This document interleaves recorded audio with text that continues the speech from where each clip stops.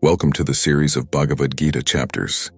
Chapter 14 of the Bhagavad Gita, titled The Yoga of Division of the Three Gunas, delves deep into the concept of the three gunas or fundamental qualities, Sattva, goodness, Rajas, passion, and Tamas, ignorance, that influence human behavior, thoughts, and spiritual evolution. Lord Krishna expounds on how these gunas shape individual destinies and guide the path towards spiritual realization. The chapter begins with Krishna explaining that Sattva, characterized by purity, knowledge, and harmony, leads to enlightenment and spiritual clarity. It fosters virtues such as wisdom, humility, and selflessness, promoting a balanced and peaceful state of mind. Rajas, on the other hand, represents activity, desire, and attachment. It drives ambition, restlessness, and worldly pursuits, often leading to transient happiness and agitation.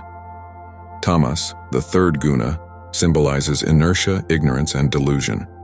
It manifests as laziness, confusion, and attachment to ignorance, hindering spiritual growth and clarity. Krishna describes how these gunas intertwine within every individual, influencing their thoughts, actions, and perceptions. He explains that Sattva promotes knowledge and spiritual growth, Rajas drives action and desire, and Tamas clouds understanding and leads to ignorance. He emphasizes that these gunas are not fixed traits but fluctuate based on one's actions, environment, and spiritual practices. Understanding and transcending these gunas is crucial for spiritual evolution and liberation from the cycle of birth and death. Krishna further elucidates that while Sattva is illuminating and binds one to happiness and knowledge, Rajas, characterized by attachment to action and its fruit, binds one to incessant activity and desires. Tamas, born of ignorance, binds one to negligence, sleep, and delusion. He encourages seekers to transcend these gunas by cultivating qualities of Sattva, restraining Rajas, and overcoming Tamas through self-discipline, spiritual knowledge, and devotion. The chapter also explores the nature of material existence and the cycle of rebirth. Krishna explains that the embodied soul, Jiva, takes birth in various forms dictated by its past actions and the predominant guna at the time of death. Liberation, moksha, from this cycle is achieved by transcending the gunas and realizing the eternal nature of the soul beyond material influences. Verse 1 introduces the concept of the division of the three gunas or qualities, Sattva, goodness, Rajas, passion, and Tamas, ignorance. Lord Krishna explains to Arjuna how understanding these gunas and their influence on human nature and spiritual evolution is crucial for self-awareness and personal growth. This verse sets the stage for Krishna's discourse on the characteristics, effects, and transcendence of these gunas in subsequent verses, guiding towards a deeper understanding of the mind's dynamics and the path to spiritual enlightenment. Verse 2 continues Lord Krishna's discourse on the three gunas, Sattva, Rajas, and Tamas. He explains that Sattva, born of pure wisdom and illuminating knowledge, binds one to happiness and spiritual clarity. Rajas, arising from desire and attachment, binds one to incessant action and worldly pursuits. Tamas, born of ignorance and delusion, binds one to negligence and inertia. Krishna highlights how these gunas influence human behavior and shape individual destinies based on their dominance. Verse 3 elaborates on the characteristics and effects of each of the three gunas, Sattva, Rajas, and Tamas. Lord Krishna explains that Sattva, being luminous and devoid of impurities, binds one to happiness and knowledge.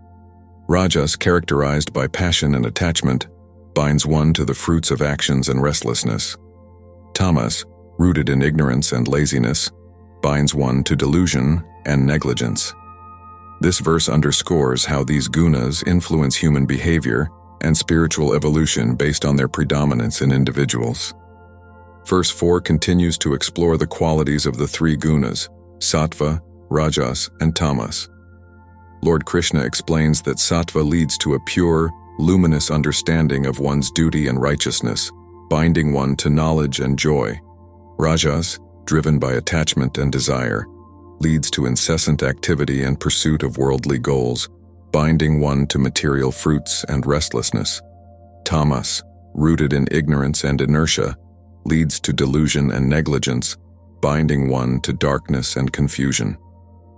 Verse 5 further elaborates on the qualities and effects of the three gunas, Sattva, Rajas, and Tamas. Lord Krishna explains that Sattva, characterized by purity and luminosity, binds one to happiness and spiritual knowledge. Rajas, arising from desire and attachment, binds one to incessant activity and pursuit of material gains. Tamas, rooted in ignorance and laziness, binds one to delusion and neglect of one's duties. This verse underscores how these gunas influence human behavior and shape individual destinies based on their dominance in one's actions and thoughts. Verse 6 discusses the influence of the three gunas, Sattva, Rajas, and Tamas, on the soul, Atma, within the body. Lord Krishna explains that Sattva, by its pure and illuminating nature, binds one to joy and knowledge. Rajas, born of desire and attachment, binds one to activity in the pursuit of worldly rewards. Tamas, originating from ignorance and laziness, binds one to delusion and negligence. This verse emphasizes how these gunas affect the soul's experiences and actions in the material world. Verse 7 continues to explain the influence of the three gunas, Sattva, Rajas, and Tamas, on human beings. Lord Krishna describes how Sattva binds one to happiness and knowledge, illuminating the path to spiritual clarity. Rajas, driven by desire and attachment, binds one to constant activity and pursuit of material goals. Tamas, rooted in ignorance and inertia, binds one to delusion and negligence, clouding understanding and inhibiting spiritual growth. This verse highlights the pervasive impact of these gunas on human behavior and spiritual evolution. Verse 8 discusses the consequences of the dominance of each guna, Sattva, Rajas, and Tamas, in influencing human behavior and spiritual evolution. Lord Krishna explains that when Sattva prevails over Rajas and Tamas, it leads to liberation from material bondage and spiritual enlightenment. Conversely, dominance of Rajas and Tamas binds one to attachment, activity driven by desires, and ignorance, thereby obstructing spiritual progress. This verse underscores the importance of cultivating Sattva to attain spiritual clarity and liberation from worldly entanglements. Verse 9 describes the effects of the dominance of Sattva, Rajas, and Tamas on one's rebirth and experiences. Lord Krishna explains that birth in higher realms results from the predominance of Sattva, characterized by purity and knowledge. Birth among those attached to action and desires arises from Rajas, while birth among ignorant beings stems from Tamas. This verse underscores how the qualities one cultivates in life influence their future circumstances and spiritual evolution across lifetimes. Verse 10 continues to explore the influence of the three gunas, Sattva, Rajas, and Tamas, on human behavior and spiritual destiny. Lord Krishna explains that when one dies with Sattva predominant, they are reborn among the wise and illumined. Those with Rajas predominant are reborn into environments driven by activity and desire, while those dominated by Tamas are reborn among the ignorant and deluded. This verse underscores how the qualities cultivated in life shape one's future circumstances and spiritual progression. Verse 11 elucidates on the temporary nature of the gunas, Sattva, Rajas, and Tamas. Lord Krishna explains that these gunas are constantly in flux, influencing human behavior and experiences based on their dominance at any given time. He emphasizes that no one remains permanently under the influence of any single guna. Rather, individuals move through these qualities based on their actions, thoughts, and circumstances. This verse underscores the dynamic nature of human nature and the continuous interplay of the gunas in shaping individual destinies. Verse 12 discusses the transient nature of the gunas, Sattva, Rajas, and Tamas, and their influence on actions and experiences. Lord Krishna explains that when Sattva prevails, it illuminates wisdom and virtue, leading to spiritual progress. Rajas, when dominant, fuels desire-driven actions and attachments, resulting in material pursuits. Tamas, prevailing in darkness, leads to ignorance and negligence. This verse underscores how these gunas affect human behavior and spiritual evolution based on their predominance in thoughts and actions. Verse 13 describes how to transcend the influence of the gunas, Sattva, Rajas, and Tamas. Lord Krishna advises Arjuna to rise above these qualities by cultivating detachment, equanimity, and a sense of spiritual purpose. By maintaining an unwavering focus on spiritual growth and liberation, one can gradually overcome the binding effects of these gunas. This verse underscores the importance of self-discipline and spiritual practice in transcending material influences and progressing towards spiritual enlightenment. Verse 14 explains the path to transcending the gunas, Sattva, Rajas, and Tamas. Lord Krishna advises Arjuna that when one recognizes the Supreme Being as the ultimate source beyond these qualities and surrenders completely to divine guidance, they can transcend the influence of the gunas. This verse underscores the significance of devotion, bhakti, and surrender to the divine in overcoming the material influences and achieving spiritual liberation and inner peace. Verse 15 discusses the essence of Sattva, Rajas, and Tamas in relation to actions and their consequences. Lord Krishna explains that when Sattva predominates, wisdom and purity guide actions, leading to liberation. Rajas, driven by desire and attachment, results in restlessness and attachment to the fruits of actions.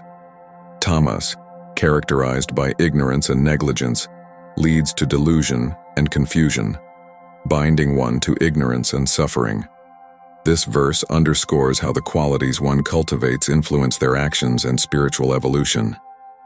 Verse 16 continues to explain the effects of the gunas, Sattva, Rajas, and Tamas, on individual behavior and spiritual evolution.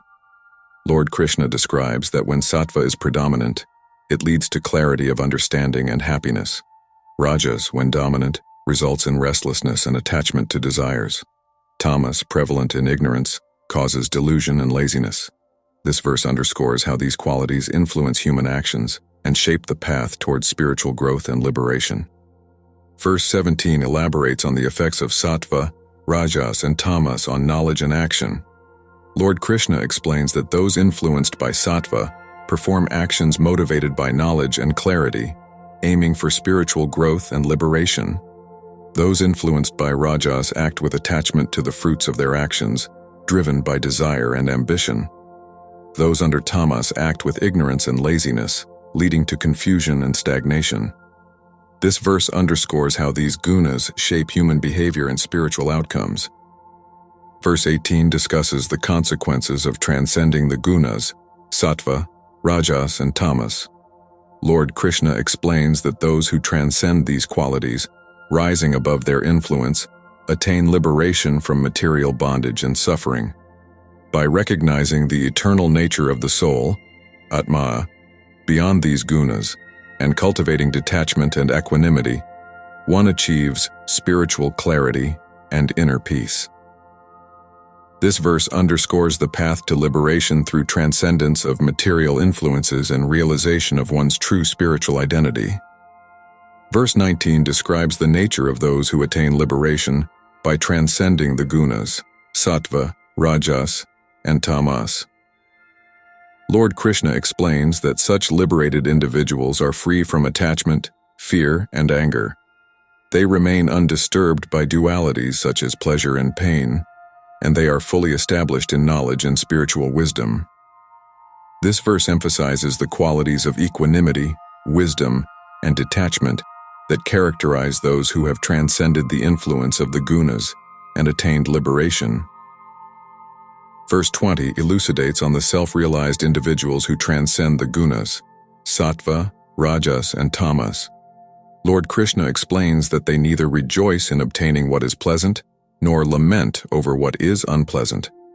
They remain unaffected by external circumstances and are established in the self, realizing the impermanent nature of material phenomena. This verse underscores the state of equanimity, detachment, and spiritual realization achieved by those who have transcended the influence of the gunas. Verse 21 describes the process of liberation from the gunas, Sattva, Rajas, and Tamas. Lord Krishna explains that by understanding and transcending these qualities through spiritual knowledge and discipline, one can attain liberation. He emphasizes that those who diligently strive to rise above the influence of these gunas achieve freedom from rebirth and suffering, ultimately reaching a state of eternal peace and union with the divine. This verse underscores the transformative power of spiritual practice in achieving liberation and inner harmony. Verse 22 discusses the process of transcending the gunas, Sattva, Rajas, and Tamas. Lord Krishna explains that by cultivating detachment and equanimity, and by focusing on spiritual growth, one can rise above the influences of these qualities. He emphasizes that those who remain unaffected by success or failure, pleasure or pain, and who maintain a steady devotion to spiritual realization, attain liberation from the material world and achieve union with the divine. This verse underscores the importance of spiritual discipline and devotion in transcending worldly attachments. Verse 23 discusses the state of being beyond the influence of the gunas, Sattva, Rajas, and Tamas.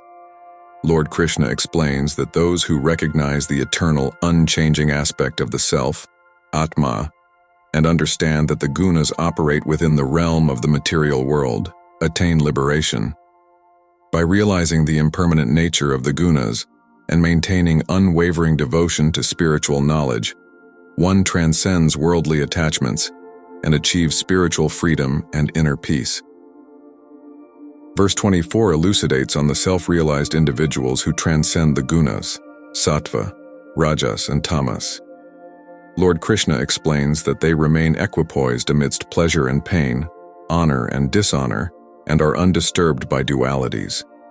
Such individuals, who perceive the underlying unity beyond the transient nature of the gunas, remain steadfast in their spiritual path. This verse underscores the state of equanimity and spiritual realization attained by those who transcend the influences of the material qualities. Verse 25 highlights the importance of understanding the transient nature of the gunas, Sattva, Rajas, and Tamas. Lord Krishna explains that those who understand that these qualities arise from material nature and are temporary remain undisturbed and unaffected by them. By realizing the impermanence and transient nature of these qualities, one can cultivate detachment and focus on spiritual growth, ultimately attaining liberation from the cycle of birth and death. Verse 26 emphasizes the importance of dedicating actions to the Supreme Being with devotion and detachment. Lord Krishna explains that those who offer their actions selflessly, without attachment to outcomes and with devotion, transcend the influence of the gunas, Sattva, Rajas, and Tamas. Such individuals, by surrendering their actions to the divine and maintaining a spirit of devotion, attain liberation from the material world and achieve union with the ultimate reality. This verse underscores the transformative power of selfless devotion in spiritual evolution. Verse 27 describes the key to attaining inner peace and spiritual liberation. Lord Krishna advises that by relinquishing attachment and desire for the fruits of actions, and by remaining equipoised in success and failure, one can attain true wisdom and peace. Such individuals who remain steadfast in their devotion and actions without craving for rewards achieve clarity of mind and liberation from the cycle of birth and death. This verse underscores the importance of detachment and equanimity in spiritual practice. Throughout chapter 14, Krishna emphasizes the importance of self-awareness, self-discipline, and spiritual knowledge in navigating the complexities of the gunas and progressing on the path of spiritual evolution. He provides practical insights and guidance on how individuals can assess their predominant guna, cultivate virtues of sattva, and transcend the binding influences of rajas and tamas. Ultimately, chapter 14 of the Bhagavad Gita serves as a profound philosophical discourse on understanding the nature of existence, the dynamics of the mind, and the transformative power of spiritual knowledge in achieving liberation and inner peace. Thank you for watching my video. Please like and subscribe my channel for more videos.